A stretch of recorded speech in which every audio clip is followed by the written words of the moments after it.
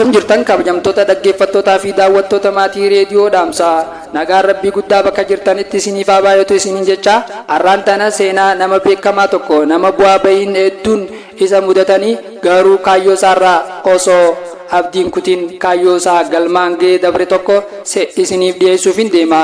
Innis seenaa Kaliil Jibraanidha. Seenaan Kaliil Jibraan bu'aa bahii jireenyaa gurguddoo injifachuun galma guddaa milkeessuu akka danda'amu kan nu barsiisudha. Egaa seenichaa waliin turtii gaarii. Amajjii bara 1883 akka lakkoofsa Awurooppaa biyya Libaanoositti kan argamtu magaalaa xiqqoo Bishaarii jedhamtutti kan dhalate Jibraan haati isaa aadde Kaamilaa Rahimee abbaa isaaf haadha manaa sadaffaa turte. Abbaa Jibraan irraa ijoollee sadii kan deesse yoo ta'u gaa'ela ishee duraanii irraa mucaa dhiiraa Buturoos jedhamu qabdi turte. Walumaa galatti haadha ijoollee afuriiti jechuudha. Kaamilaan erga ijoollee ishee baay'ee kan yaaddu yoo ta'u egaree ijoollee isheetiif baay'ee kan yaaddu turte. Hokkoraan guutame gaa'elli Kaamilaa fi abbaa Jibraan ijoollee inni argamsiise keessaa Jibraan mucaa isaa hangafaa yoo ta'u obbolaan dubaraa lama Maariyaa fi Sultaan jedhaman qaba. Rakkoo hamaa gaa'ela isaanii keessa uumameef sababni abbaa Jibraan araada dhugaatii haalaan qabaachuu isaati. Araada dhugaatii qofan turre araadni qumaara akka maleetti jabaa ture. Araadaawwan gurguddoo kana lamaaniif kan saaxilame abbaan Jibraan hojii qonnaa isaa kan baadiyyaa ture guutumaan guututti dhaabuuf dirqame. Hojii qonnaa isaa erga dhaabee booda daldala qorichaatti bobba'uu itti milkoofne qonna isaarraa garaa kutatee hojii biroos yaale. Bulchaa naannoo sanaa kan aangoota Otomaan Turkii kanneen yeroo sana Sooriyaa bulchaa turaniin muudamee jalatti qacaramee hojii eegale. Amalli isaa duraanii garuu isa dhiisuu hin dandeenye. Akka malee dhugee machaa'u ittuma fufe. Maallaqa argatus baay'ee qisaasee isaa ture. Kanaan otoo jiru malaammaltummaan himatamee mana hidhaatti darbatame. Qabeenya isaas hunduu ni dhaalame. Maatiin isaa rakkoo hamtuu saniif saaxilame. Haadha mana isaa Kaamilaan guyyaan itti dukkanaa'e. Ijoollee ishee waliin bakkee irratti hafte. Walumaa galatti manni abbaa Jibraan mana kolfaa ta'e. Hidhamuu abbaa manaa ishee booda jireenyi baay'ee kan itti ulfaate Kaamilaan murtoo tokko murteeffatte. Ijoollee ishees fudhattee biyya Ameerikaatti badu. Gaarummaan isaa immoo obboleessi ishee duraan deemee achii waan jiruuf baay'ee gaarii ture. Kanaafuu akkuma murteeffattee ijoollee ishee arfan fudhattee garas imalte. Yeroo kana Jibraan umriin isaa waggaa 12 ture bara 1895 ta'uu isaati. Kaamilaaf jireenyi biyya Ameerikaa salphaan turre itti ulfaatus garuu ciniinnattee hojiiwwan adda addaa hojjechaa turte. Ilmi ishee Jibraan hamma gaafa Ameerikaa deemee jechuun umrii isaa 12tti mana barumsaa hin seenne. Haa ta'u malee luboonni yookaan abbootiin amantaa mana isaanii dhufaa turan afaan Arabaa fi seenaawwan kitaabaa qulqulluu waan isa barsiisaniif wantoota beekuu qabu hedduu ni beeka ture. Akkuma biyyicha seenanii Jibraan gara mana barumsaa kan ijoolleen baqattoota afaan Ingilizii itti barattuu galuuf carraa argate. Sana qofan turre san birattis carraa ogummaa fakkii kaasuun barachuu argate itti fufe. Barsiisonni isaa barsiisaan dandeettii fakkii kaasuu isaa haalaan ajaa'ibsiifatan. Jibraan nama kennaa fakkii kaasuu guddaa qabu ta'uu hubatan. Deeggarsa barsiisota isaatiin aartistii beekamaa yeroo sanaa kan ture Fred Hollandidee waliin wal baree Jibraan aartistii guddaa sana irraa jajjabina guddaa argate. Irraas waan guddaa barate. Beekamtiin Jibraan biyyicha keessatti dabalaa deeme.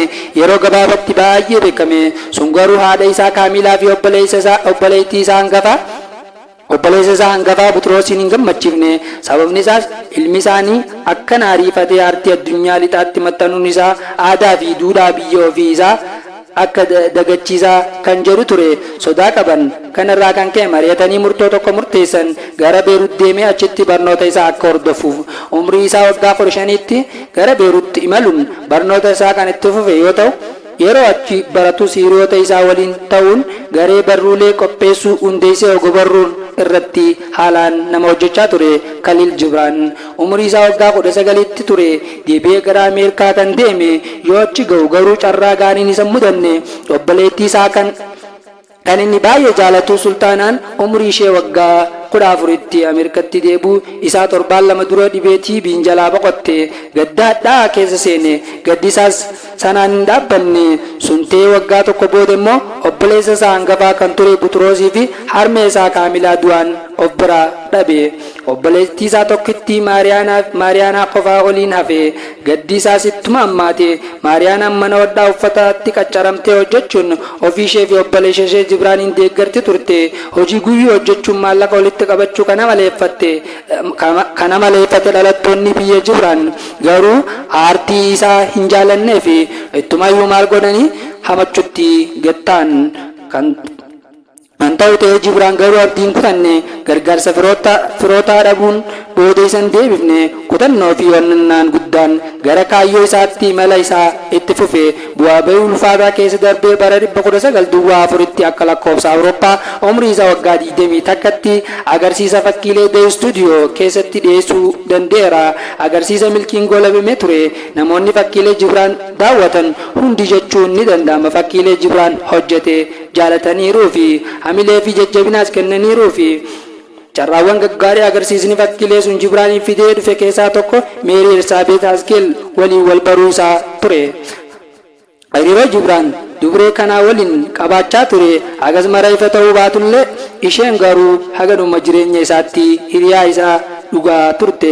Umrii waggoota 10 Jibraaniin kan hangafte Haskeel jaalalli Jibraaniif qabdu adda akka ture wareegamaawwan isheen isaaf kafalte ragaadha.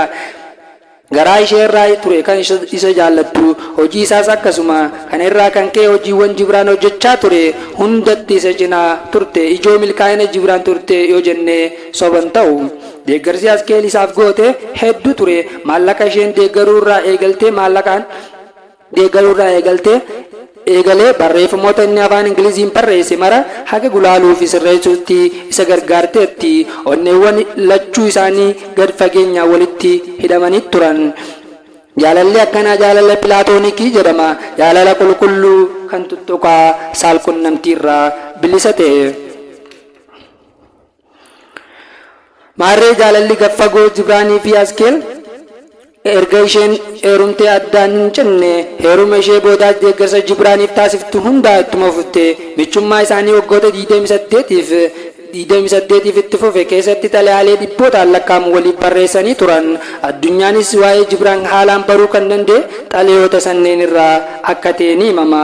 Bara jiraatetti fakkiilee 700 kan kaase afaan Arabaan kitaabota 8 fi afaan Ingiliziin kitaabota 11 kan barreesse Khalil Jibraan namoota addunyaan kun gumaacha isaan isheef taasiseen yeroo hunda yaadattu keessaa isa tokko ta'eera. Kitaabni isaas The Prophet or Raajicha jedhu keessumaa dubbistoota biratti jaalatama addaa gonfachuun guutumaa addunyaa irratti heddumminaan gurgurameera.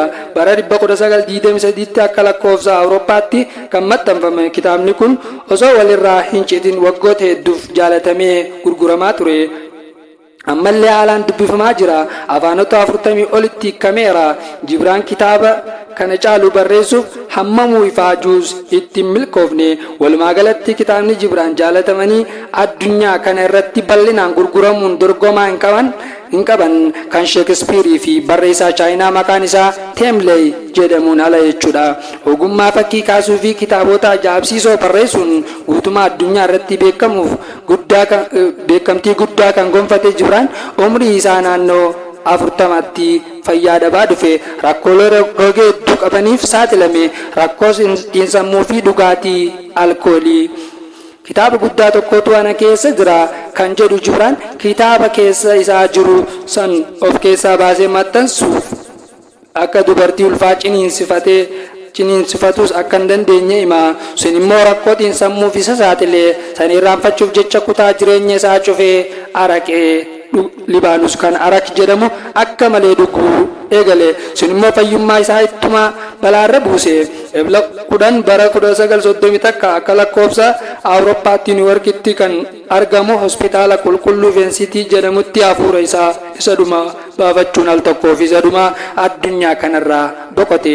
Dhukkuba tiruu fi tiibiin turan sababni du'a isaa gaafa duubiyyaa isaatti akka awwaalamu dhaammatee ture. Maallaqa qabu obboleettii isaa obboleettii isaa fakkiilee fi kitaabota isaa immoo Askeeliif akka kennamu dhaame. Maallaqni gara fuulduraatti gurgurtaa kitaaba isaa irraa argamu immoo magaalaa keessatti dhalate Bishaarii keessatti hojii tolooltummaa akka kennamu himee ture. Erga inni du'e illee jaalala isaaf qabdu kan addaan hin kunne Askeel obboleettii Jibraan Maariyaa waliin reeffa isaa gara Libaanus geessite. Libaanusis reeffa iyyuu ishee haala ho'aan simatte. Bishaaritti kan argamu geedaama Maraa Sarkasii jedhamutti kabajaan awwaalan. Jibraan dur seenaan hin duune hojjete. Du'ee seenaa barreeffama dhaloota ol kaa'amu qabu hojjeteera. Foon isaa yookaan ammoo lubbuun isaa awwaalaa gaditti boqotus maqaan isaa garuu dhagaa awwaalaa ol jiraateera. Bishaaritti kan argamu siidaa awwaalaa Jibraan irratti barreeffame akkana jedha.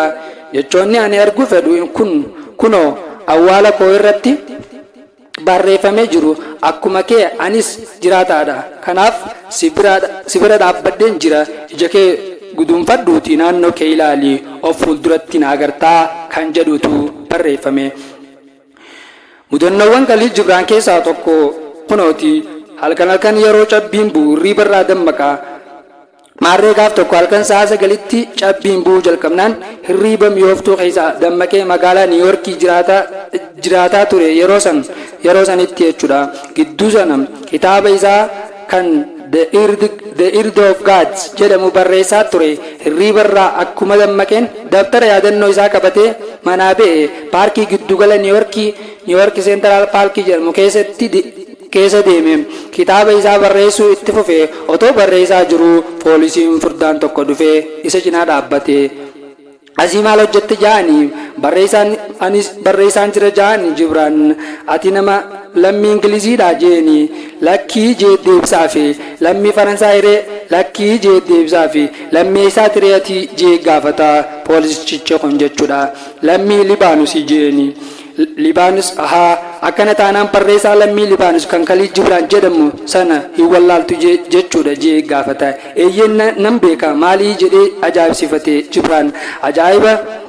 Ajaa'iba namana haadha manaa bareedduu fi eebbifamtu tokkoon qaba. Garuu maal godha kitaaba namicha Kaliil Jibraan jedhamu san erga mana koo seene haati manaa koo nama biroo taatee jirti. Amalli ishees guutumaan guututti jijjiirameera. Yeroo hunda xiinxala gaffagoo keessaa akka galteetti nan mul'ata. Kana hundaaf sababa kitaaba namicha Kaliil Jibraan jedhamu sanii jedhee itti himalte poolisichi.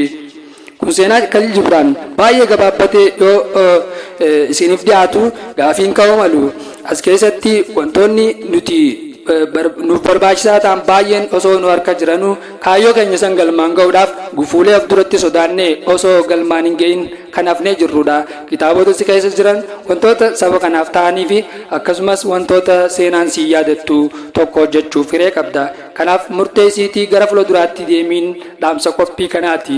Waan na dhaggeeffattanii nafaana turtaniif kum lama gan isiniin jedha. Olii qaalammiiti kan isiniif dhiyeesse.